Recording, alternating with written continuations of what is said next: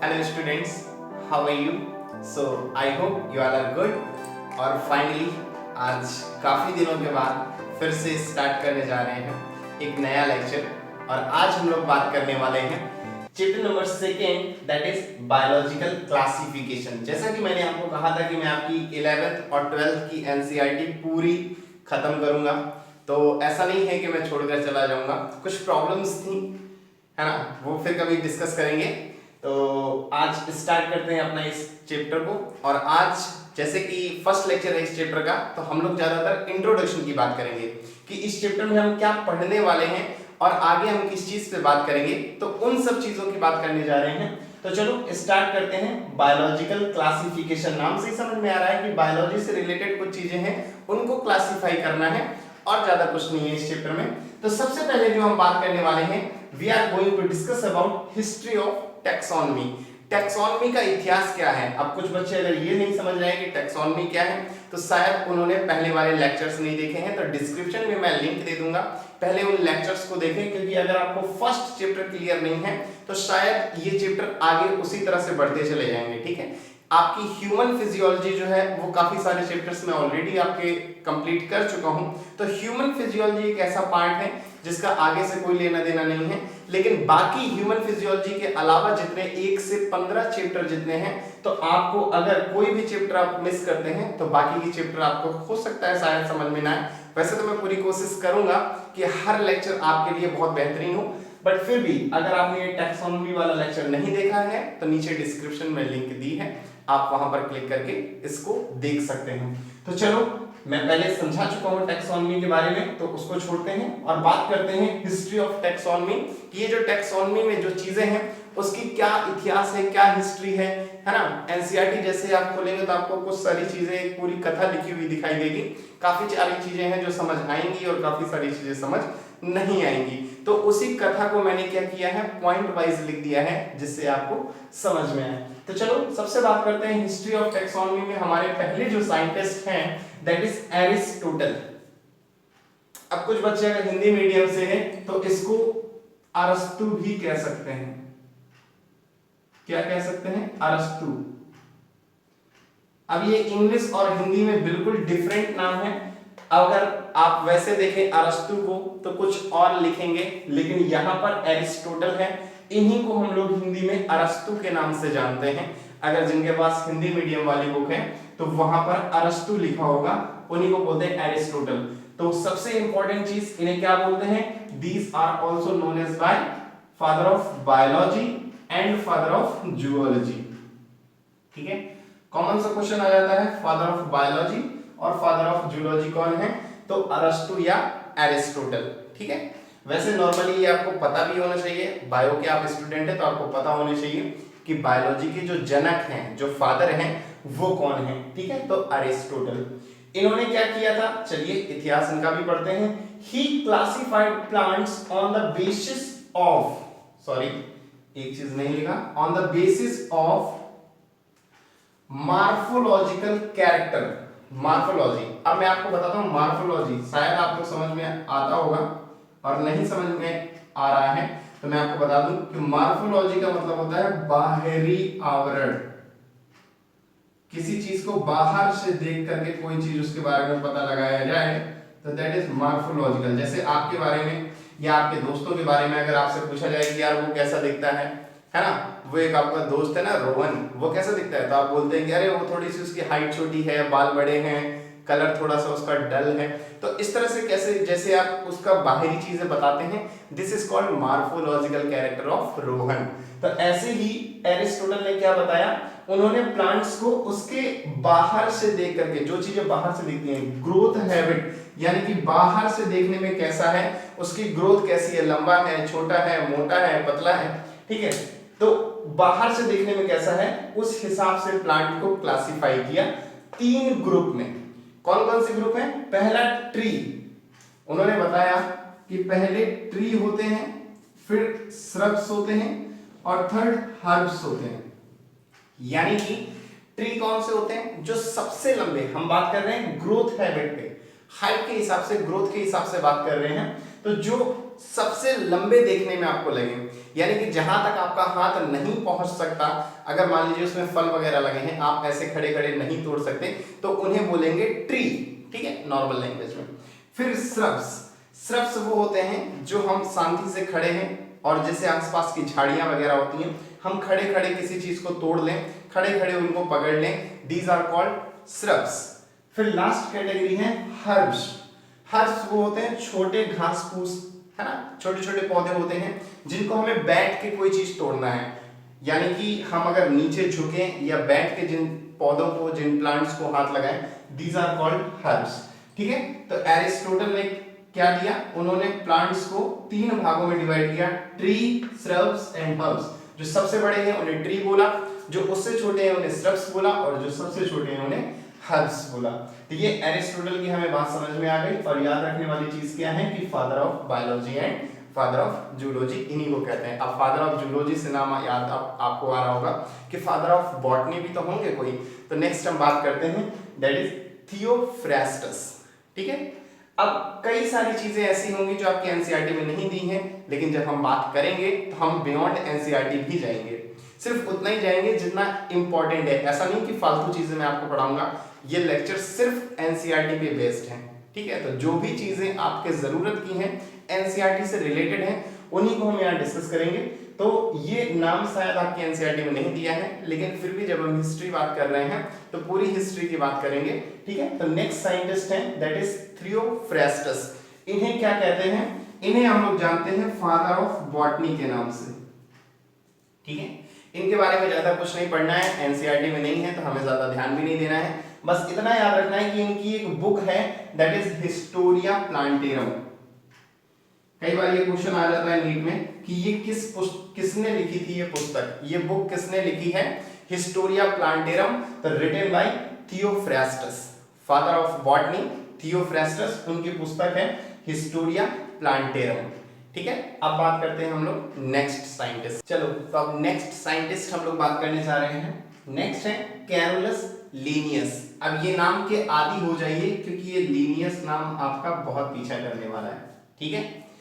तो first chapter में भी हमने देखा था, है ना, लीनियस आ रहा था ना, साइंटिफिक नेम जब लिख रहे थे तो वहां पर लास्ट में लीनियस आ रहा था। तो ये नाम आदि हो जाइए, बायोलॉजी में आपको बहुत जगह दिखाई देगा। तो है कौन भाई, इन्होंने किया क्या था, जरा देखते हैं। Two kingdom system of classification, इन्होंने क्या किया था कि सिस्टम ऑफ क्लासिफिकेशन 2 भागों में बांटा था।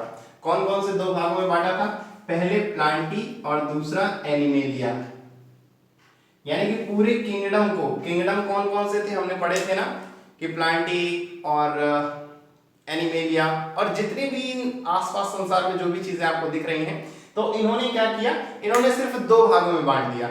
एक को प्लांट कह दिया, एक को एनिमल कह दिया, बाकी कीड़े मकोड़े जीव जंतु उनसे कोई मतलब नहीं। एक को कह दिया प्लांट्स हैं, दूसरे बाकी एनिमल्स हैं, ठीक है। तो इनको ज्यादा माना नहीं गया, हालांकि ऐसा नहीं है, बहुत सारी चीजें हैं, है ना, unicellular organism, single cellular organism, nucleus, non nucleus, तो बहुत सारी चीजें हैं, तो इनको ज्यादा तवज्जो नहीं दी गई। लेकिन फिर भी पूछ लेता है कि 2 किंगडम क्लासिफिकेशन किसने दिया था, तो आपको नाम याद रखना है कैरोलस लीनियस। उन्होंने प्लांटी और एनिमेलिया यानी कि प्लांट्स को और एनिमल्स को 2 भागों को बांट दिया था। अब नेक्स्ट साइंटिस्ट हैं George Bentham and Joseph Dalton Hooker. इनके बारे में क्या याद रखना है, इनके बारे में सिर्फ इतना याद रखना है कि इनकी एक बुक है दैट इज जेनेरा प्लांटेरम, जैसे एक बुक हमने और पहले याद करी थी, ठीक है, थियोफ्रास्टस ने जो लिखा था, ऐसे ही इनकी भी पुस्तक का नाम याद रखना है दैट इज जेनेरा प्लांटेरम। छोटे छोटे से क्वेश्चन है, कभी भी आ सकते हैं, कोई जरूरी नहीं है कि आपके एनसीईआरटी में दिए हों ना दिए हों, ये जनरल नॉलेज की तरह क्वेश्चन होते हैं, ठीक है। तो ये चीजें आपको मालूम ही होनी चाहिए कि किसने कौन सी पुस्तक लिखी। तो George Bentham and Joseph Dalton Hooker, या नॉर्मल आप याद रख सकते हैं बेंथम एंड हुकर, इतना बड़ा नाम याद रखने की कोई जरूरत नहीं है, सिर्फ बेंथम एंड हुकर नाम याद रखिए। उनकी बुक जो है that is genera plantarum. Next scientist है दैट इज A.W. आइक्लर, इसको हम लोग पढ़ेंगे आइक्लर। इसको आइक्लर पढ़ेंगे तो AW आइक्लर। अब AW का क्या मतलब है मुझे भी नहीं पता है ना, फुल फॉर्म क्या है पता नहीं, कहाँ के साइंटिस्ट ने क्या मतलब है, खैर छोड़ो, इन सब चीजों से ज्यादा लेना देना नहीं है ना। और ज्यादा अगर कुछ करना है तो गूगल कर सकते हैं, अगर आपको AW का पूरा फुल फॉर्म जानना है तो आप कर सकते हैं। तो नेक्स्ट साइंटिस्ट है AW आइक्लर। अब इनके बारे में क्या याद रखना है, इन्होंने फर्स्ट फाइलोजेनेटिक क्लासिफिकेशन, पहला फाइलोजेनेटिक क्लासिफिकेशन दिया था। अब फाइलोजेनेटिक क्लासिफिकेशन क्या होता है, तो कोई भी चीज सिर्फ आप पढ़ते रहिए और सुनते रहिए, जैसे जैसे बायो में हम लोग आगे बढ़ते जाएंगे वैसे वैसे पीछे की चीजें आपको क्लियर होती चली जाएंगी। अभी आप अगर ये सोचेंगे कि मैं क्या बता रहा हूँ क्या पढ़ा रहा हूँ तो आपको अभी नहीं समझ में आएगा, अभी शुरुआत है, जस्ट सेकंड चैप्टर है। धीरे धीरे धीरे जब हम आगे बढ़ेंगे ना तो सारी चीजें क्लियर होती चली जाएंगी। तो फर्स्ट फाइलोजेनेटिक क्लासिफिकेशन, अब फाइलोजेनेटिक क्या होता है इसकी भी हम आगे बात करने वाले हैं। अभी देख लो कि उन्होंने प्लांट किंगडम, जैसे बात करें प्लांटी और एनिमेलिया में तो सिर्फ प्लांटी की बात करें तो सिर्फ प्लांट किंगडम को उन्होंने दो भागों में बांट दिया। किसने, AW आइक्लर ने। इन्होंने पहला फाइलोजेनेटिक, ये याद रखना, फर्स्ट फाइलोजेनेटिक क्लासिफिकेशन दिया था AW आइक्लर ने, और इन्होंने प्लांट किंगडम को दो भागों में बांट दिया, पहला क्रिप्टोगैमिया और दूसरा फेनोरोगैमिया। अब क्रिप्टोगैमिया और फेनोरोगैमिया का मतलब क्या होता है, क्रिप्टो का मतलब यहां पर देखो, क्रिप्टो का मतलब होता है हिडन, मतलब कि जो दिखाई ना दे, छुपे हुए हों। गैमिया से आपको समझ में आ रहा होगा गैमीट्स यानी कि सेक्स ऑर्गन, ठीक है, जिन प्लांट्स में सेक्स ऑर्गन दिखाई नहीं दे रहे थे उनको नाम दिया गया क्रिप्टोगैमिया, ठीक है। और दूसरा फेनोरो का मतलब होता है विजिबल, दिखाई दे रहे थे। गैमिया मतलब गैमीट्स या सेक्स ऑर्गन, जिनमें सेक्स ऑर्गन दिखाई दे रहे थे उन्हें नाम दे दिया गया फेनोरोगैमिया, ठीक है। तो क्रिप्टोगैमिया में जो आए वो आपके आए, क्रिप्टोगैमिया को फर्दर डिवाइड किया गया, यानी कि जिनमें सेक्स ऑर्गन छुपे हुए थे। ऐसे कौन कौन से प्लांट थे, थैलोफाइटा, ब्रायोफाइटा, ये दिख रहा है ना नीचे देखो, ये लिखा है थैलोफाइटा, फिर ये लिखा है ब्रायोफाइटा, फिर टेरिडोफाइटा। तो क्रिप्टोगैमिया को फर्दर डिवाइड किया गया तीन में, थैलोफाइटा, ब्रायोफाइटा और टेरिडोफाइटा। ऐसे ही फेनरोगैमिया को भी डिवाइड किया दो भागों में, जिम्नोस्पर्म और एंजियोस्पर्म। ये नाम आपने शायद सुन रखे हैं, जिम्नो और एंजियो। तो ये सब हम पढ़ने वाले हैं, ब्रायो, टेरिडो, जिम्नो, एंजियो, ये सब हम आगे जाके पढ़ने वाले हैं। तो ये नाम को दिमाग में रखिएगा, बहुत इंपॉर्टेंट है, इससे क्वेश्चन बहुत आते हैं। हालांकि यहाँ आपको सिर्फ इतना ही याद रखना है कि AW आइक्लर कौन थे, वो थे जिन्होंने सबसे पहला फाइलोजेनेटिक क्लासिफिकेशन दिया था। बाकी ये सब चीजें आपको याद रखने की जरूरत नहीं है, एनसीईआरटी में भी नहीं दी है, मैं सिर्फ आपकी नॉलेज के लिए बता रहा हूं ताकि आपको ये पता चल जाए कि क्रिप्टो और फेनरो क्या है ना। जैसे एक वर्ड बहुत चल रहा है क्रिप्टो करेंसी, सुना है क्या आपने? क्रिप्टो करेंसी एक ऐसी करेंसी जो हिडन है, जो दिखाई नहीं दे रही। बिटकॉइन का प्राइस बढ़ रहा है, ओरिजिनली में बिटकॉइन खरीदने जाओगे तो दिखेगा क्या, मिलेगा क्या बाजार में, किसी के पास है क्या, नहीं, लेकिन बस चल रहा है बिटकॉइन बहुत महंगा है, बिटकॉइन बहुत महंगा है, प्राइस बढ़ रहे हैं। एलॉन मस्क ने ऐसा ट्वीट कर दिया। तो ये क्या है, क्रिप्टो करेंसी। क्रिप्टो मतलब हिडन, एक ऐसी करेंसी जो है ही नहीं, एक इमेजिनेशन ही चल रही है ना, किसी चीज का नाम दे दिया गया है और उसके बारे में सोचे जा रहे हैं, वो बहुत महंगा है, बहुत महंगा है, क्या है पता नहीं, हाथ में लेके देखोगे नहीं दिखेगा। तो ऐसे ही क्रिप्टो, क्रिप्टो मतलब हिडन गैमिया यानी गैमेट्स यानी कि सेक्स ऑर्गन, जिनमें सेक्स ऑर्गन हिडन है, दीज आर कॉल्ड क्रिप्टोगैमिया, और जिनमें दिखाई दे रहे हैं, विजिबल है, फेनरोगैमिया। इसको फर्दर डिवाइड किया गया थैलोफाइटा, ब्रायोफाइटा, टेरिडोफाइटा में, और फेनरोगैमिया को डिवाइड किया गया जिम्नोस्पर्म और एंजियोस्पर्म में। तो आई होप ये आपको समझ में आया होगा। अब हम चलते हैं बहुत ही इंपॉर्टेंट नेक्स्ट साइंटिस्ट, जिसके बारे में पूरा चैप्टर है, ठीक है। पूरे चैप्टर में हमें सिर्फ उन्हीं के बारे में पढ़ना है, उन्होंने जो बताया उसी चीज को पढ़ना है। तो ये सब चीजें एक नॉलेज है, आप चाहें तो नोट कर लें, वरना मैं आपको PDF दे दूंगा, नीचे टेलीग्राम लिंक ज्वाइन कर लें और ये सब PDF मैं आपको वहीं दे दूंगा। तो सिर्फ सुनिए, लिखने की कोई जरूरत नहीं है, ठीक है। तो स्टार्ट करते हैं नेक्स्ट साइंटिस्ट, जो कि बहुत इंपॉर्टेंट है। तो नेक्स्ट और बहुत ही important scientist that is RH Whittaker, ठीक है। एक चीज और, 1969 कब प्रपोज किया था इन्होंने, ये 1969 में क्या प्रपोज किया था, 5 किंगडम क्लासिफिकेशन। ये बहुत इंपॉर्टेंट है, याद रखिएगा, क्वेश्चन डायरेक्ट आता है कि 5 किंगडम क्लासिफिकेशन किसने दिया था? आर.एच. विटेकर। या ये भी पूछ सकता है कि आर.एच. विटेकर ने क्या दिया था? तो 5 किंगडम क्लासिफिकेशन, यानी कि उसने पूरे किंगडम को, पूरे साम्राज्य को 5 भागों में बांट दिया। वो कौन कौन से 5 भाग हैं? उनके द्वारा जो नाम दिए गए वो है आपका पहला मोनेरा, देन प्रोटिस्टा। सुन लीजिए, नाम समझ नहीं आ रहे हैं, क्या बता रहा हूं नहीं समझ में आ रहा, कोई बात नहीं। मैंने कहा ना कि बायोलॉजी को बस सुनते जाइए, जैसे जैसे हम लोग आगे एक एक स्टेप बढ़ते जाएंगे ना, ये सारी चीजें आपको क्लियर होती चली जाएंगी। बहुत सारे लोग होंगे जिन्हें ये चीजें समझ नहीं आ रही होंगी, कोई बात नहीं, ठीक है। अभी एकदम से ये सारी चीजें आ गई, पहले आपने कभी ज्यादा पढ़ा नहीं, है ना। कोरोना के टाइम में 10th वेंथ सब ऐसे ही पास हो गए, तो कोई बात नहीं, घबराने की जरूरत नहीं है। सिर्फ सुनते जाइए कि Monera, Protista, then Fungi, Plantae and Animalia. Plantae का नाम आपने सुन रखा है, एनिमेलिया का मतलब आप समझ गए कि कुछ को एनिमल्स में डिवाइड कर दिया, कुछ को प्लांट्स में डिवाइड कर दिया, कुछ को फंजाई। फंजाई क्या होता है? जैसे आपने ब्रेड वगैरह खाते हैं ना, तो ब्रेड अगर आपने 2-4 दिन के लिए रख दी हो और अगर वो खराब हो गई हो तो उसमें ऊपर से ग्रीन जाले जैसा लग जाता है, देखा है क्या आपने? कई बार खाना आप रख देते हैं, फिर शादी में चले जाते हैं, आपने सोचा था कल परसों आ जाएंगे, लेकिन फिर आते हैं 10 दिन बाद, 5 दिन बाद, तब आप देखते हैं पूरा खाना खराब हो चुका है, पूरे भगोने में हरा हरा हरा हरा कुछ लग गया है। तो दिस इज कॉल्ड फंगस, है ना। कहते हैं ना ब्रेड में फंगस लग गई, तो उसी फंजाई की बात कर रहे हैं यहाँ पर। वो भी क्या है? 5 किंगडम क्लासिफिकेशन में से एक क्लासिफिकेशन है, उसके बारे में भी हम पढ़ेंगे। देन प्रोटिस्टा क्या होते हैं, मोनेरंस किसे कहते हैं, तो ये सारी चीजें हम पढ़ने वाले हैं, तो घबराना नहीं है, ठीक है। सिर्फ नाम सुनते जाइए, और अगर याद हो रहा है तो ठीक है, नहीं हो रहा है तो कोई बात नहीं, हम लोग जैसे जैसे पढ़ेंगे वैसे वैसे ये सारी चीजें आपको क्लियर होती चली जाएंगी। तो आर.एच. विटेकर ने 1969 में प्रपोज किया था क्या? 5 kingdoms classification, and the kingdom defined by him named as monerans, Protista, fungi, Plantae and Animalia. फिर कुछ मेन क्राइटेरिया थे जो उसने यूज किए थे फॉर मेकिंग क्लासिफिकेशन। जब इनको क्लासिफाई किया था, मतलब कि अब बताना तो होगा ना, ऐसा थोड़ी कोई भी साइंटिस्ट आता है कुछ भी बता के चला जाता है, बाकी लोग भी तो बैठे हैं। आप आओगे कोई कहानी बताओगे तो आपके दोस्त भी तो हैं कि ओ झूठ क्यों बोल रहा है, ऐसा तो था ही नहीं, मैं भी था वहां पे। तो ऐसे ही होता है, जैसे ही इन्होंने कोई चीज बताया तो बाकी भी तो कहेंगे कि किस बेस पे कह रहे हो, हमें प्रूफ भी तो दो। तो ये जो मेन क्राइटेरिया है ये प्रूफ है, उन्होंने कुछ सारी चीजें बताई, उसके हिसाब से इनको मोनेरंस में रख दिया, है ना। कोई चीज देखी कि इसमें ऐसा ऐसा पाया जा रहा है तो इनको इनमें रख दो, प्रोटिस्टा ऐसा ऐसा पाया जा रहा है इनको इसमें रख दो, है ना। फिर फंजाई ऐसा ऐसा है उनको फंजाई कह दो। फिर प्लांटी जिनमें कुछ ऐसी चीजें हैं, पेड़ पौधे हैं, अपना भोजन खुद बनाते हैं, है ना, फोटोसिंथेसिस करते हैं, उनको प्लांट्स कह दो।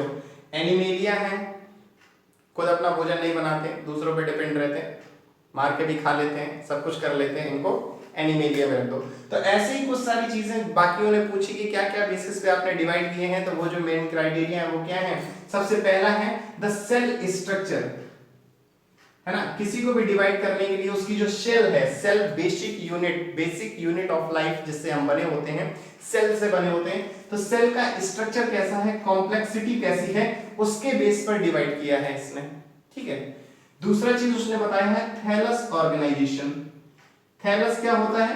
कॉम्प्लेक्सिटी ऑफ ऑर्गेनिज्म या बॉडी ऑर्गेनाइजेशन, उसकी बॉडी कैसी है, कैसे ऑर्गेनाइज्ड है, उस पर क्या क्या चीजें पाई जा रही हैं, तो this is thallus organization. Third है मोड ऑफ न्यूट्रिशन, खाना कैसे खाता है, यानी कि अपना भोजन खुद बनाते हैं उनको प्लांट्स कह दिया, दूसरों पर डिपेंड रहते हैं उनको एनिमेलिया कह दिया, है ना। ऐसे ही प्रोटिस्टा कैसे खाते हैं, तो इन ये सब चीजें मोड ऑफ न्यूट्रिशन। फिर रिप्रोडक्शन या लाइफ साइकिल, यानी कि ये लोग रिप्रोड्यूस कैसे करते हैं, रीप्रोड्यूस, री मतलब अगेन, प्रोड्यूस मतलब प्रोड्यूस करना, कैसे अपनी लाइफ साइकिल चलाते हैं, है ना। जैसे हम अपने फादर से आए हैं, आगे वाली जनरेशन हमसे आएगी, तो ये क्या है, एक लाइफ साइकिल है ना। पापा की जायदाद हमारे नाम, हमारी जायदाद हमारे बच्चों के नाम, तो ये क्या है, एक लाइफ साइकिल है, कोई भी चीज हमारी नहीं है, उधार ली है, आगे देनी है। तो ऐसी है रिप्रोडक्शन, दोबारा से प्रोडक्शन या लाइफ साइकिल कैसे चलती है इन लोगों की।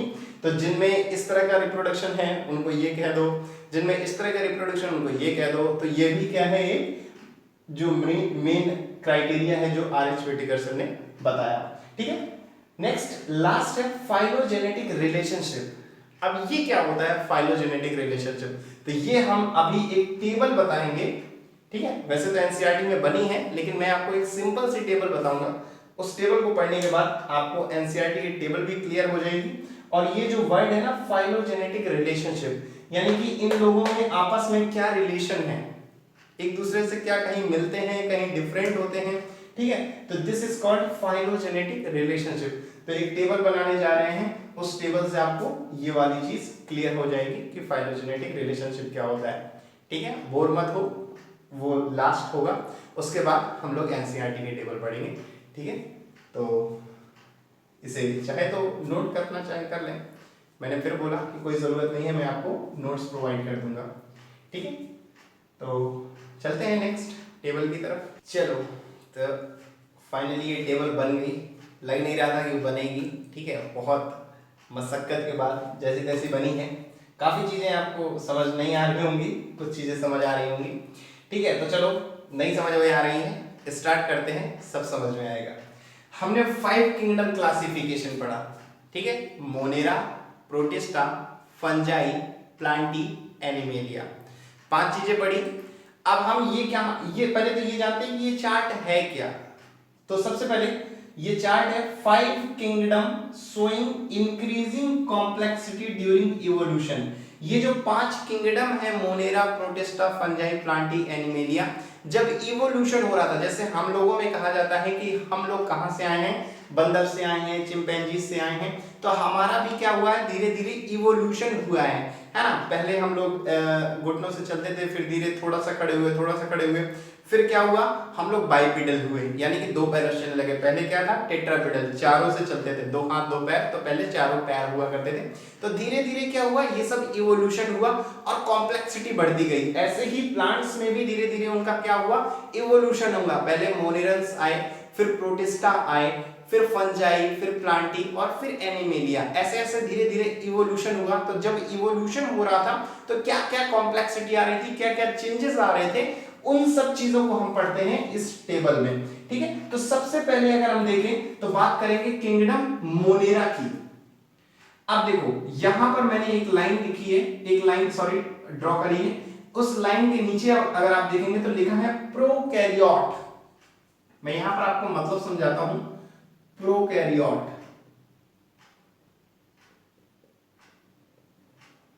ठीक है, अब प्रो का मतलब होता है पहले, किसी भी चीज में अगर प्रो लगा है तो वो पहले, और कैरियो मतलब होता है न्यूक्लियस, यानी कि जब न्यूक्लियस नहीं था उससे पहले वाले जो चीजें हैं, दीज आर कॉल्ड प्रोकैरियोट्स। हमने बोलते हैं ना नॉर्मल, भाई तू तो प्रो है यार इस चीज में, प्रो मतलब पहले से सब जानता है, पहले से खेल चुका है। तो ऐसे ही प्रोकैरियोट्स मतलब कि न्यूक्लियस से पहले वाले। फिर दूसरा है यूकैरियोट। यूकैरियोट का मतलब होता है ट्रू न्यूक्लियस, यूकैरियोट्स। यू मतलब होता है ट्रू, वाकई में जिसमें क्या पाया जाए, न्यूक्लियस पाया जाए, दीज आर कॉल्ड यूकैरियोट। ठीक है, तो मतलब समझ गए प्रोकैरियोट और यूकैरियोट का। यूकैरियोट यानी जिसमें वास्तविकता में न्यूक्लियस पाया जाए, और प्रोकैरियोट जिसमें न्यूक्लियस ना पाया जाए, न्यूक्लियस से पहले वाले। तो किंगडम मोनेरा की अगर हम बात करें तो ये लाइन से नीचे आ रहा है, यानी कि ये प्रोकैरियोट है, इसमें न्यूक्लियस नहीं पाया जाता। और ये जो चीज लिखी है कीमोसिंथेसिस, अभी इसकी हम बात करते हैं, लेकिन उससे पहले हम इन किंगडम्स की बात कर लेते हैं। फिर इसके मोनेरल्स के बाद देखिए, मोनेरल्स के बाद आता है प्रोटिस्टा। तो हमने ये वाला पूरा कॉलम बीच का जो है ये बनाया है किंगडम प्रोटिस्टा के लिए। और किंगडम प्रोटिस्टा कैसे है, यूकैरियोट। देखो लाइन के ऊपर क्या लिखा है, यूकैरियोट, दिख रहा है, मैं यहाँ पर रेड से मार्क कर देता हूँ ताकि समझ में आए। यूकैरियोट, और लाइन के नीचे क्या है, प्रोकैरियोट। तो यूकैरियोट क्या है, किंगडम प्रोटिस्टा, यानी कि बाकी ये जितने हैं ये सभी क्या है, यूकैरियोट। और मोनेरा क्या है, प्रोकैरियोट। फिर ऊपर हम आते हैं तो देखते हैं यूनिसेलुलर का कॉलम, एक लाइन से नीचे है यूनिसेलुलर, और उसके ऊपर है मल्टी सेलुलर। अब यूनि का मतलब क्या होता है, वन, मालूम होगा आपको। सेलुलर मतलब वन सेल, यानी सिंगल सेल, मल्टी सेलुलर, ये आपने सुना होगा, सिंगल सेल ऑर्गेनिज्म, स्पाइरुलिना, नहीं सुना है, आगे सुनेंगे। ठीक है, तो याद रखना यूनिसेलुलर, तो ये क्या है यूनिसेलुलर, किंगडम प्रोटिस्टा क्या है यूनिसेलुलर। उसके बाद जब हम ऊपर जाते हैं तो हमने मोनेरा पढ़ लिया, प्रोटिस्टा पढ़ लिया, अब आते हैं प्लांटी, फंजाई और एनिमेलिया। तो जब हम बात करेंगे फंजाई की, प्लांटी की, एनिमेलिया की, तो ये सब कैसे हैं मल्टी सेलुलर हैं, ये सब कैसे हैं मल्टी सेलुलर हैं। ठीक है, अब बात करते हैं एक एक चीज की, इनकी बात करते हैं मोड ऑफ न्यूट्रिशन की, खाना कैसे खाते हैं। तो बात करें सबसे पहले मोनेरल्स की, तो यहां लिखा है कीमोसिंथेसिस। कीमोसिंथेसिस मैं आपको बताता हूं, कीमो का मतलब कीमोसिंथेसिस। ठीक है, कीमो का मतलब होता है केमिकल्स, कीमो का मतलब होता है केमिकल, सिंथेसिस का मतलब टू प्रोड्यूस। ठीक है, केमिकल्स बनाते हैं और उसी को खाते हैं, है ना। कीमोसिंथेसिस, केमिकल्स के थ्रू सिंथेसिस करते हैं, दैट इज कॉल्ड कीमोसिंथेसिस। जैसे कैंसर होता है तो कैंसर में एक ट्रीटमेंट होता है दैट इज कॉल्ड कीमोथेरेपी। तो कीमो का मतलब होता है केमिकल्स के थ्रू थेरेपी, किसी चीज को सही करना, दैट इज कॉल्ड कीमोथेरेपी। ऐसे ही यहाँ पर है कीमोसिंथेसिस, केमिकल्स के थ्रू किसी चीज को प्रोड्यूस करना, दैट इज कॉल्ड कीमोसिंथेसिस। तो ये क्या करते हैं केमिकल्स के थ्रू कुछ ना कुछ ऐसा बनाते हैं और उसको खाते हैं। ठीक है, वहीं अगर हम बात करें प्रोटिस्टा की, तो प्रोटिस्टा में कोई ऐसा दिया नहीं है मोड ऑफ न्यूट्रिशन। और फिर बात करें अगर हम फंजाई की, तो फंजाई में लिखा है एब्जॉर्प्शन। एब्जॉर्प्शन मतलब कि किसी चीज से एब्जॉर्ब करते हैं अपना खाना। ब्रेड में लग गई तो ब्रेड को एब्जॉर्ब कर लेंगे, है ना। कोई खाना खराब हो गया उसमें फंगस लग गई तो उससे एब्जॉर्ब कर लेंगे। कोई बनाते नहीं है, कहीं से मेहनत नहीं करते, जिस चीज में लग जाते हैं उसी से एब्जॉर्ब कर लेते हैं। फिर बात करें अगर प्लांटी की, तो फोटोसिंथेसिस, यहां पर क्या था कीमोसिंथेसिस, केमिकल्स के थ्रू किसी चीज को प्रोड्यूस करना, और प्लांट में होता है फोटोसिंथेसिस। फोटो का मतलब होता है लाइट और सिंथेसिस का मतलब प्रोड्यूस करना, प्रकाश की उपस्थिति में अपना खाना बनाना। ऐसे ही हिंदी मीडियम में एक लाइन होती है ना, तो लाइट की प्रेजेंस में खाना बनाना, दैट इज कॉल्ड फोटोसिंथेसिस। अब ये क्या होता है ये आगे चैप्टर में हम लोग डिटेल में पढ़ने वाले हैं फोटोसिंथेसिस के बारे में। तो अभी सिर्फ इतना याद रखिए कि प्लांट्स कौन होते हैं जो फोटोसिंथेसिस के थ्रू अपना खाना बनाते हैं। लास्ट हम बात करते हैं किंगडम एनिमेलिया की, तो यहाँ लिखा है इंजेशन। हम सभी जानते हैं इंजेशन का मतलब क्या होता है खाना खाना और देन उसको डाइजेस्ट करना, यानी कि बाहर से भोजन लेना और उसको डाइजेस्ट करना, ये हम एनिमल्स का काम होता है। ठीक है, तो Plantae, photosynthesis, kingdom fungi, absorption, kingdom animalia, ingestion, तो ये सारी चीजें हमने बात कर ली। अब मैं इसको रफ कर देता हूं ताकि ये सारी चीजें आप टेबल में ना इंक्लूड करें। ये सिर्फ समझाने के लिए था कि प्रोकैरियोट और यूकैरियोट क्या होता है। आई होप आप समझ गए हैं कि प्रो मतलब पहले वाले, कैरियो मतलब न्यूक्लियस, न्यूक्लियस से पहले वाले कौन होते हैं मोनेरल्स होते हैं, इनको हम लोग कहते हैं प्रोकैरियोट। और जिसमें ट्रू न्यूक्लियस यानी कि यूकैरियोट, जिनमें वास्तविकता में न्यूक्लियस पाया जाता है, उन्हें हम लोग कहते हैं यूकैरियोट। और फिर बाकी के सारे जितने हैं मोनेरल्स को छोड़ करके वो क्या है, वो सब यूकैरियोट्स हैं। ठीक है, तो यू का मतलब आप याद रखना, यू का मतलब होता है ट्रू, बहुत जगह पर आएगा, तो यू का मतलब याद रखना, यू का मतलब होता है ट्रू, किसी भी नाम के आगे लग जाएगा तो दैट इज ट्रू। ठीक है, एक वर्ड होता है यूथेनेसिया, कोई जानता है क्या इसके बारे में? नहीं जानता है तो गूगल सर्च करें और इसके बारे में मुझे कमेंट में बताएं कि यूथेनेसिया क्या होता है, इसमें क्या होता है ट्रू ऐसा, और थेनेसिया का मतलब आप लोग समझें। तो आज यहीं तक रखते हैं, नेक्स्ट लेक्चर में हम लोग एनसीईआरटी की जो टेबल है उसके बारे में बात करेंगे। यही चीज है उसमें जो हम पढ़ने वाले हैं, तो इसी के साथ पढ़ते रहें, एंजॉय करते रहें।